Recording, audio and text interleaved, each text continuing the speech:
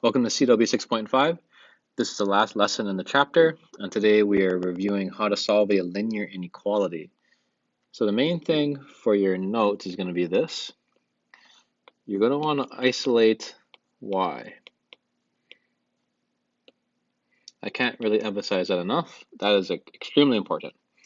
So for both of these equations here, let's rearrange it so that we're solving for y. So for this one, let's rearrange. So x minus 1, that's less than y. So I'm going to flip it around. So y is greater than x minus 1. There's my first equation. This one, I can see 3y should be greater than or equal to negative 2x plus 12. So y should be greater than or equal to negative 2 over 3x plus 4. Okay, now that we've solved for y on each of these, we can graph. So don't worry about the inequality right now. We're just going to graph it. X minus 1. And notice how there's no equal to. In that sense, you want to use a dotted line. So I'm going to make a dotted line there. The y-intercept is negative 1. The slope is 1. So our line should look something like this. Right there. There. Okay, there's our first line. And then negative 2 over 3x plus 4. So 4 is the y-intercept. Down 2 over 3. So something like that.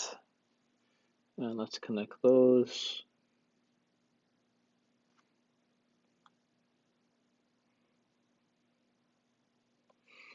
Right about there. So notice how this is a solid line. That's solid because it's equal to, meaning answers could be on this line.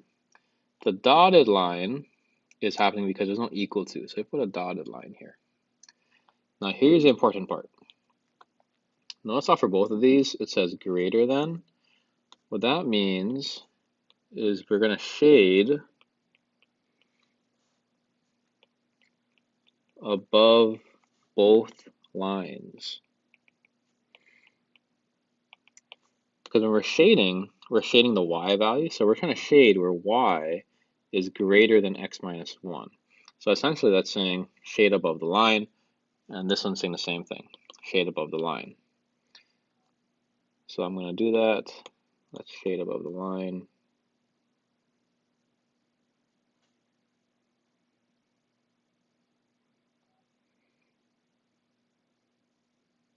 And right there is our solution. Let's go to the next one. It says y is greater than or equal to x squared minus 4, which is great. That one's fine.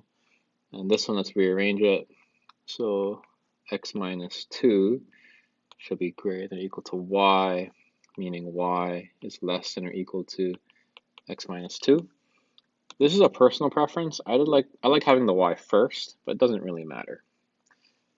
So let's graph this one first. That's a parabola shifted down 4, and it's equal to, so we're going to make that a solid line.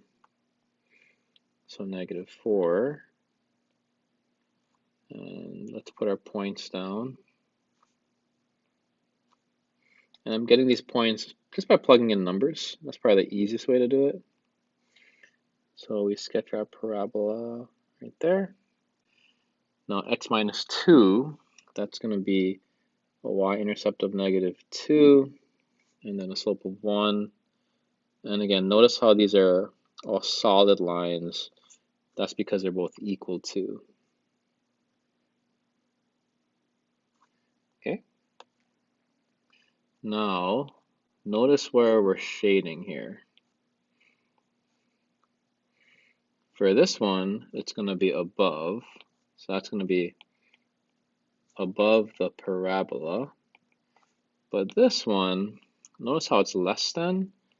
So for that one, we want to shade under the line. So we got to figure out what's under the line and above the parabola. And I can see that should be this region right here. So there's our solution. Every point that is in this region. Now here's our last one. Now we should recognize that formula. This is a circle. The center is -1, 2.